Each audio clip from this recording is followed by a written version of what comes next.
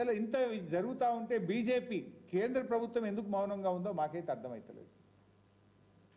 ముఖ్యమంత్రి ఆయనే, హోంమంత్రిగా ఆయనే ఉన్నారు.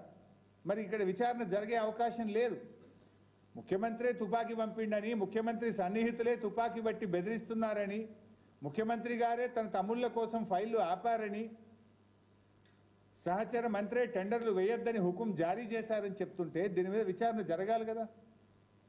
నేను కేంద్ర మంత్రి కిషన్ రెడ్డి గారిని, సంజయ్ గారిని డిమాండ్ చేస్తూ ఉన్నా, మీది జాయింట్ వెంచర్ గవర్నమెంట్ కాకపోతే, మీ మధ్య బడే బై చోటే బై సంబంధం అనుబంధం లేకపోతే దీని మీద కేంద్ర ప్రభుత్వ సంస్థల చేత ఎంక్వైరీ చేయండి, లేదా ఒక ఇండిపెండెంట్ జ్యుడిషియల్ కమిషన్ పెట్టి నిజాలు బయటకు తీయాలని చెప్పి ఇవాళ కేంద్ర ప్రభుత్వాన్ని మేము డిమాండ్ చేస్తున్నాం.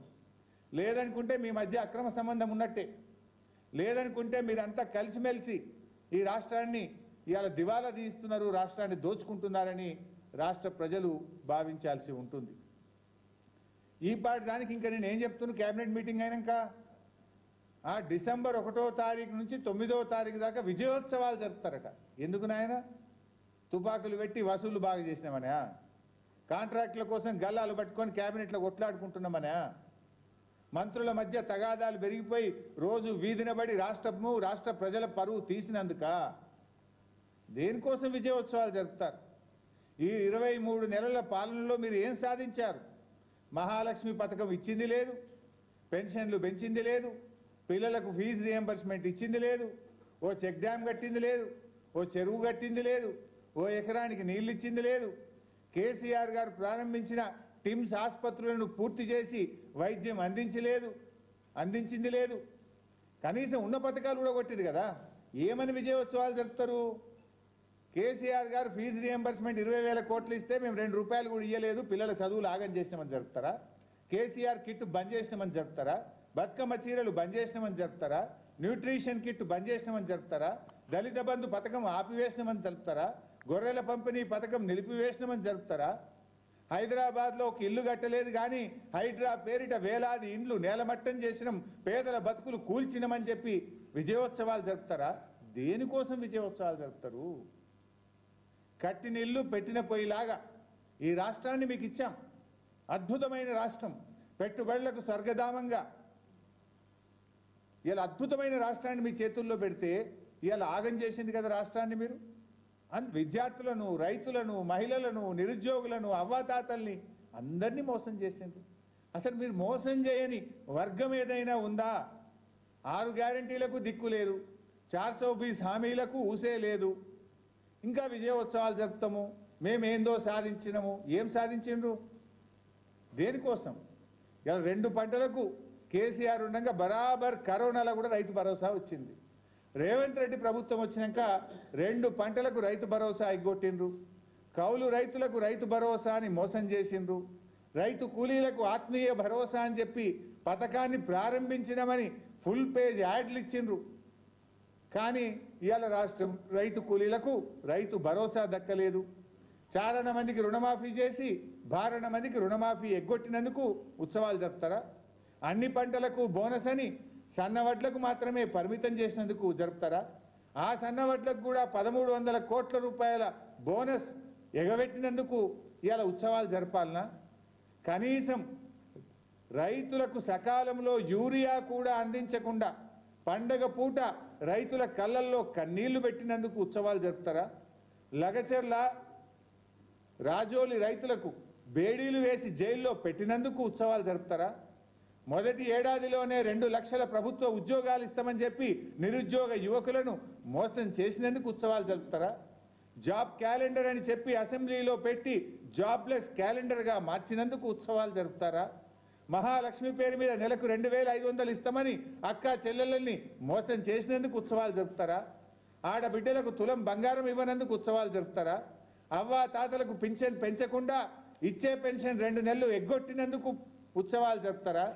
హైడ్రా పేరిట పేదల బతుకులు కూల్చినందుకు ఉత్సవాలు జరుపుతారా? మూసీ సుందరీకరణ పేరుతో కమిషన్లు దండుకున్నందుకు ఉత్సవాలు జరుపుతారా? ఎందుకు ఉత్సవాలు జరుపుతావు రేవంత్ రెడ్డి గారు? చెప్పును. ఇంకెంతకాలం మోసం చేస్తావు? ఇంకెంతకాలం ఈ రాష్ట్ర ప్రజల్ని మభ్య పెడతావు? 23 నెలల నీ పాలనలో రాష్ట్ర ప్రజల్ని అరిగోసబెట్టినవు, రైతుల్ని కోసబెట్టినవు, పేదల్ని కోసబెట్టినవు, రాష్ట్రంలో వ్యాపారాలు దెబ్బతిన్నాయి, పిల్లల చదువులు ఆగం చేసినావు, గురుకుల పాఠశాల పిల్లలు అనారోగ్యంతో ఆసుపత్రుల పాలైపోయినరు, రోజుకొకరు పిట్టల్లాగా రాలిపోతా ఉన్నారు. దేనికోసం ఉత్సవాలు జరుపుతావు? నువ్వు చేసింది ఏమైనా ఉన్నదా అని నేను అడుగుతా ఉన్నా. ఇవాళ ఇంకోటి ఏదో కొత్తగా హ్యామ్ మోడల్ అన్నట్టు నిన్న క్యాబినెట్లో చూస్తే హ్యామ్ మోడల్ ఏంటిది? 10,000 కోట్ల రూపాయలతోని కమిషన్లు దండుకునే కథ. ఈ హ్యామ్ మోడల్ ఏంది? రేపు వచ్చే 10 ఏళ్ల దాకా రాష్ట్ర ప్రజల మీద అప్పులు పెట్టే బాధ్యత. ఇప్పటికే రేవంత్ పాలనలో ఈ రాష్ట్రం అప్పుల కుప్పగా మారిపోయింది. సివిల్ సప్లైస్ కార్పొరేషన్లో అప్పులు పెరిగినాయి. 2 ట్రాన్స్కో డిస్కామ్లు అప్పుల కుప్పగా మార్చేసిండ్రు. రాష్ట్ర ప్రభుత్వ FRBM అప్పులు గత 10 ఏళ్లలో ఎప్పుడూ తేనంత అప్పులు తెచ్చేసినారు. ఇప్పటికే ఏ సంవత్సరంలో కూడా ఇంత అప్పులు తేలేదు. ఇవాళ కాంట్రాక్టర్లకు లబ్ధి చేకూర్చడం కోసం, కమిషన్లు దండుకోవడం కోసం ఈ హ్యామ్ మోడల్ని తీసుకొచ్చినారు. 10,547 కోట్ల రూపాయలతో హ్యామ్ మోడల్లో టెండర్లు పిలిచి బ్యాంకుల నుంచి అప్పులు తెచ్చి కమిషన్లు దొప్పుకునే ప్రయత్నం. గతంలో మేము రోడ్లు చేయలేదా? బీఆర్ఎస్ ప్రభుత్వం ఉన్నప్పుడు ప్రతి గ్రామానికి రోడ్ వేసింది, ప్రతి మండల కేంద్రం నుంచి జిల్లా హెడ్ క్వార్టర్కు డబుల్ రోడ్ వేసింది, ప్రతి జిల్లా కేంద్రంలో 4 లైన్ రోడ్ వేసింది. కానీ మీరు ఈరోజు హ్యామ్ పేరిట అప్పుల కుప్పగా రాష్ట్రాన్ని మారుస్తున్నారు. బ్యాంకుల్లో అప్పులు తేవడానికి, బ్యాంకుల్లో అప్పులు ముట్టకపోతే ఏం చేసింది తెలుసా? వీళ్ళు జీవో 53, జీవో 54 పేరు మీద లైఫ్ ట్యాక్స్ పెంచిండ్రు. ఎవరైనా బండి కొనుక్కుంటే దాని మీద ట్యాక్స్ పెంచిండ్రు. రిజిస్ట్రేషన్ ఫీజులు పెంచి ఇవాళ దాంతో మేము బ్యాంకులకు అప్పులు కడతామని బ్యాంకుల్లో అప్పులు గుట్టించే ప్రయత్నం చేస్తున్నారు. ఆ రోజు మేము అడిగితే మేము టోల్ ట్యాక్స్ పెట్టాం, ప్రజల మీద భారం వేయమన్నారు. టోల్ ట్యాక్స్ పెట్టలేదు. గరీబోడు మోటార్ సైకిల్ కొనుక్కుంటే 5,000 ట్యాక్స్ పెంచిండ్రు. ఎవరైనా లైసెన్స్ తీసుకుంటే ట్యాక్స్ పెంచిండ్రు. రిజిస్ట్రేషన్ ఫీజులు పెంచిండ్రు.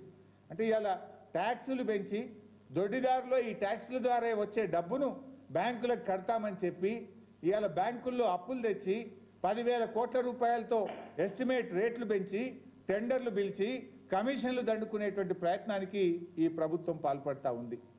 ఇదంతా కూడా అర్థమవుతా ఉంది. ఈ హ్యామ్ మోడల్ అనేది ఒక బోగస్, కమిషన్లు దండుకోవడం కోసమే తప్ప ఈ ప్రభుత్వం చేస్తున్నదేం లేదు. రేపు తప్పకుండా బీఆర్ఎస్ ప్రభుత్వం వస్తుంది, దాని మీద కూడా మేము విచారణ జరుపుతాం. ఎవరైనా తప్పులు చేస్తే రికవరీ కూడా పెడతాం. కానీ ఇవాళ రాష్ట్రంలో అందరూ కూడా బాధపడతా ఉన్నారు. ఇవాళ ఇంత ఒక అద్భుతమైన రాష్ట్రం, దిగ్విజయంగా దూసుకుపోతున్న రాష్ట్రాన్ని ఇవాళ కాంగ్రెస్ ప్రభుత్వం ఆగం చేసి పారేసింది. మంత్రులు, క్యాబినెట్ ప్రజల కష్టాలను పట్టించుకోవాల్సింది పోయి, ప్రజల గురించి ఆలోచించాల్సింది పోయి, తాము దంచుకోవడం మీదనే ఆలోచన చేస్తున్నారు. నిత్యం మంత్రుల మధ్య గొడవ. ముఖ్యమంత్రి చోద్యం చూస్తున్నాడు. ముఖ్యమంత్రి గారు ఇవాళ ముఖ్యమంత్రి మీదనే డైరెక్ట్గా మంత్రులు ఆరోపణలు చేస్తూ ఉన్నారు. ఇదంతా కూడా ఇవాళ ప్రజలు బాధపడుతున్నటువంటి పరిస్థితి. అంటే పాలన గాడి తప్పింది. వ్యవస్థలు గురించాలే ఒక ఇండిపెండెంట్ జ్యుడిషియల్ కమిషన్తో విచారణ జరపాలి. కేంద్ర ప్రభుత్వ సంస్థల చేత విచారణ జరపాలని చెప్పి మేము బీఆర్ఎస్ పార్టీ తరఫున డిమాండ్ చేస్తున్నాం. దీని మీద అన్ని ఏజెన్సీలకు మరి లీగల్ ఎక్స్పర్ట్స్తో కూడా మాట్లాడుతున్నాం. లీగల్గా ఏ రకమైనటువంటి ముందుకు పోవాలి, ఏ ఏజెన్సీలకు దీని మీద ఫిర్యాదు చేయాలనే అంశం మీద బీఆర్ఎస్ లీగల్ సెల్ ఇప్పటికే పనిచేస్తూ ఉంది. తప్పకుండా బీఆర్ఎస్ ఈ రాష్ట్రాన్ని కాపాడుకోవడం కోసం, రాష్ట్రంలో పెట్టుబడిదారులకు నమ్మకం కల్పించడం కోసం పనిచేస్తుంది. ఈ సందర్భంగా పెట్టుబడిదారులకు, పారిశ్రామికవేత్తలకు, సినిమా పెద్దలకు, రియల్ ఎస్టేట్ వ్యాపారులకు అందరికి కూడా విజ్ఞప్తి చేస్తున్నాం. ధైర్యంగా ఉండండి. మీరు భయపడాల్సిన అవసరం లేదు. మీకు అంతగా ఇబ్బంది పెడితే ప్రధాన ప్రతిపక్షం బీఆర్ఎస్ మీకు అండగా ఉంటుంది. మా దృష్టికి తీసుకురండి, మిమ్మల్ని కాపాడుకుంటాం. ఈ రాష్ట్రాన్ని సాధించిన వాళ్ళం, ఈ రాష్ట్రాన్ని ఇలా అద్భుతంగా 10 ఏళ్ళు పాలించిన వాళ్ళం. ఈ రాష్ట్రాన్ని కాపాడుకునే బాధ్యత కూడా మా మీద ఉంది. ఇలా ఈ ప్రభుత్వం అరాచకానికి పాల్పడతా ఉంది. ఎవరు కూడా భయపడకండి. తెలంగాణ భవన్ తలుపులు మీకు తెరిచే ఉంటాయి. ఏ ఇండస్ట్రియలిస్టుకు, ఏ రియల్ ఎస్టేట్ వ్యాపారికి, ఎవరికి, సినిమా పెద్దలకు కానీ, కార్మికులకు కానీ, పేదలకు కానీ ఎవరికి కష్టం వచ్చినా బీఆర్ఎస్ మీకు అండగా ఉంటుంది. మీ పక్షాన బీఆర్ఎస్ పోరాడుతుంది. మీ పక్షాన న్యాయం పక్షాన, ధర్మం పక్షాన బీఆర్ఎస్ నిలబడుతుంది. మీకు ఎల్లవేళలా మేము అందుబాటులో ఉంటాం. ఎవరికి ఏ కష్టం వచ్చినా కూడా మాకు మా దృష్టికి తీసుకురండి, మీకు అండగా నిలబడతాం, మిమ్మల్ని కాపాడుకుంటాం, మీ రాష్ట్రాన్ని కాపాడుకుంటామని తెలియజేస్తూ